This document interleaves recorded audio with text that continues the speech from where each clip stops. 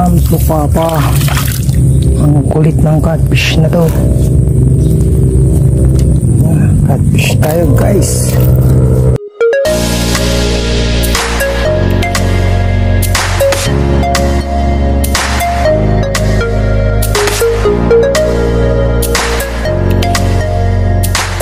Sa magandang araw na naman sa atin na mga katoto. Welcome back to another fishing adventure, no? This time dito lang tayo sa mga sapa-sapa, no? Kasalukuyang lumalalim ang tubig. So sa mga malalawak medyo negative pa at malinaw daw ang tubig. So gumuwi sila kananay ngayon sa sa may Pangebunan, no? Makikirimdoro daw sila ni Utol. Tayo nag-decide na lang tayo dito lang tayo sa malapit, no? Gamit natin itong ating mga traditional fishing rod na maiksi. Gilid-gilid lang naman tayo, no? Stay tuned muna na mga katoto at tingnan natin ang kapalaran natin sa araw na to.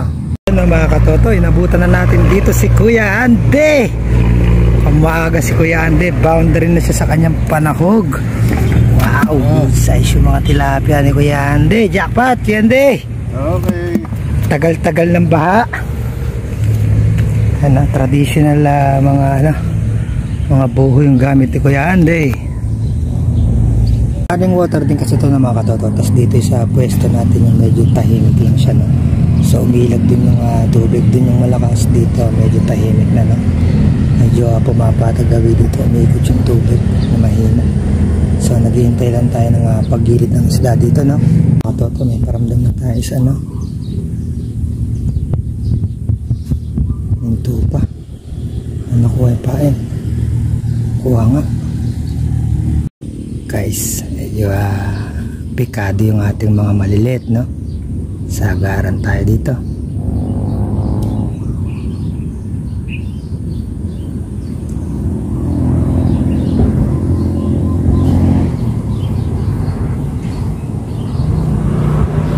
Saktuhan na yung ating mga pamingwit, no?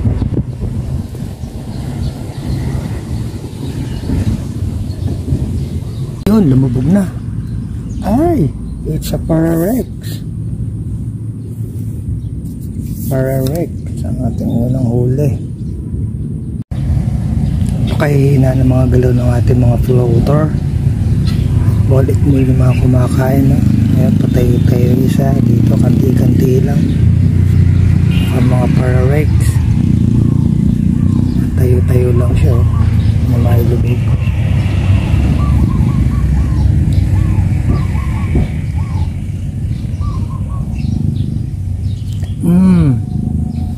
May subo. Mall. Lakas-lakas na konti. Nalulubog ng konti. Ayun. Ay, nakawala pa. It's a big tilapia. Sayang. Hindi pa narinig ng gusto. Wala pa kawala. Kulit. Kuha na niyo pa. Ayan, dumarating na yung mga isda. Dumarating na yung mga fish.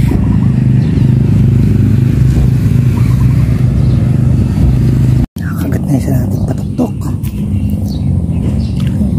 Nakawala pa rin. Nakagat si patuktok.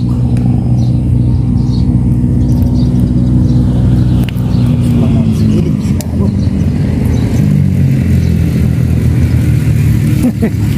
Hindi makaarok. Sumobra tayo ng hiksi, no? Para sa ikatlong butas lang kasi itong ating mga pamingwit na tatlo.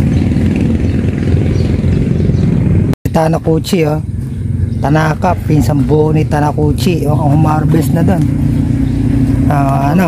Lalapad ng mga arroyo doon. 2 days ko nang hina-harvest doon. Kahapon sa makalawa, yun, oh. Alright, di na siya mapapalo sa kanyang alagang pusa. Hello Pogs, ilog. Okay, nasa bahay.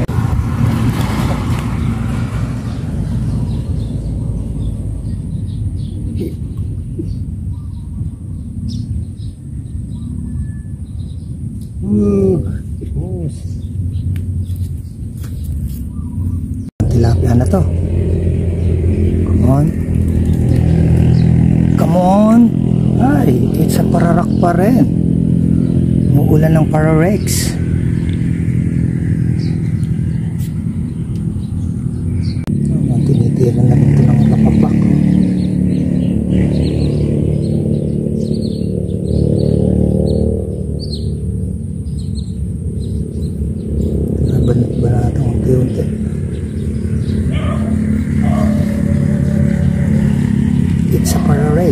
guys, sumabit pa.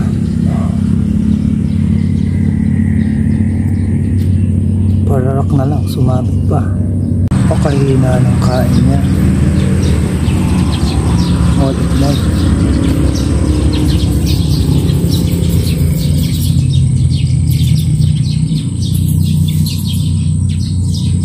Kwek, biya. Biya na naman. Isa. Biya-biyakers. Ginataan na naman. Ano mga katoto, medyo nagkakatumay sa pagkain yung mga tilapia, yung paglalim ng tubig, no? Naka-apekto rin talaga sa kanila. Mas bet nila yung mababaw para manginain sila, no? Malalim naman yung tubig. Kalimitan ng mga paglalim na ganyan, biya at saka ayungin. Mukhang catfish ito. Ang kulit. Catfish nga guys. Palag ng palag. Come to papa. Ang kulit ng catfish na to. Catfish tayo guys. Mulit-mulit ako. It's a pararak na maliit. Go to your mama. Tumedi ka muna.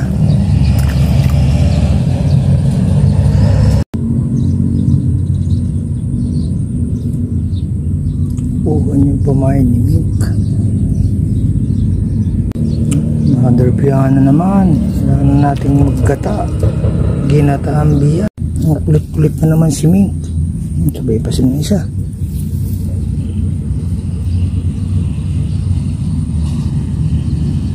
Pwede ng minto.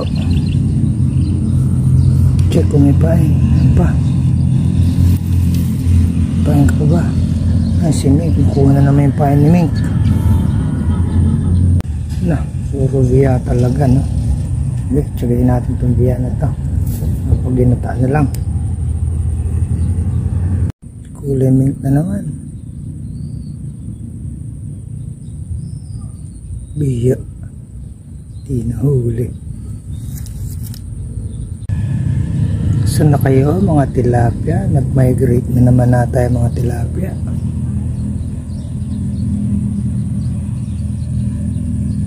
Wala pang paramdam ang mga tilapia. Ubos ang pain.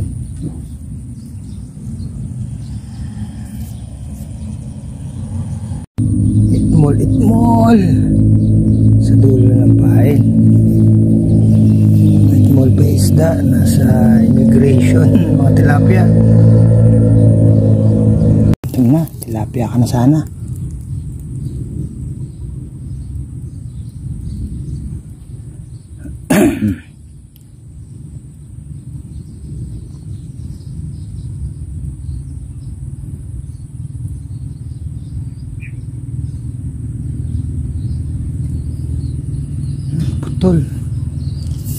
Putol ang kanyang pamain. May pa isa.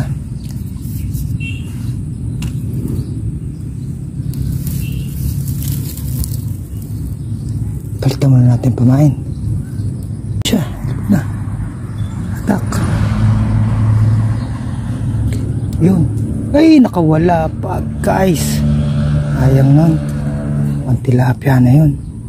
Sunod gawi dun, no? Pasok sa ilalim. Mukhang magkaka-action na. Take 2. Guys, gilid-gilid lang muna tayo hanggat malalim yung tubig, no? Bagong dating lang yung tubig, pakalakas ng agos. Sa gilid-gilid lang muna tayo. May kumakain na naman sa kanya. Na, bera. Oh, yun, huli. Ay, kanduli. It's a kanduling-duling. Hindi siya krindori, krinduli. Ano ba yan? Action ang iniintay natin. Release muna natin to. Malit na kanduli lang to. Release ka muna.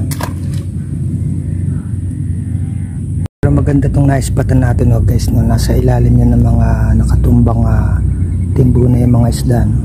Yan, kinakain na naman yung nasa malayo natin, no? siya lang yung makakaabot doon. So yung mga kawayan natin andito lang sa gilid, sobrang lalim yan, no? Hindi makaarok. Yan na to, nangyari kung nasa ilalim na isda, di ba?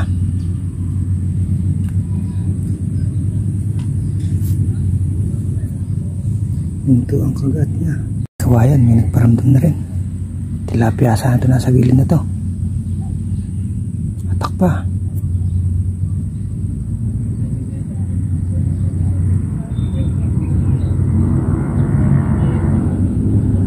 Ituan niya.